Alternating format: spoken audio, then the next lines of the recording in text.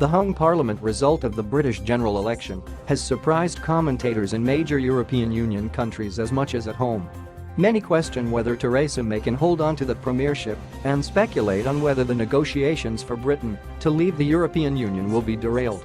GERMANY and APOS SN24 News, like most TV channels, leads its coverage with the question mark over Theresa May and APOS's future as she faces new battles in her own party.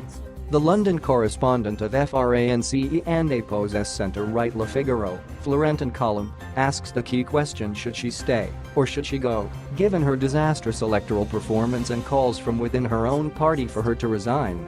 He concludes that sooner or later the knives will come out for her. French news TV CHANNEL and APOS's Cassandre Mallet also sees Theresa May as fatally weakened as she tries to preside over a disunited kingdom. Wolfgang Hansson of the Swedish centre-left tabloid Aftonbladet says the result is a failure for Theresa May personally and questions whether Britain has now been rendered ungovernable.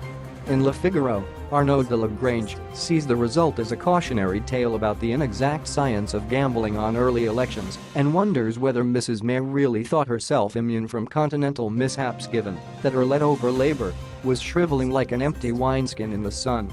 Aldo Cozzolo of ITALY and APOS's Corriere della Sera says a credible Labour leadership might have won the election outright, as many voters are tired of 7 years of Conservative rule and sees another election as a real possibility.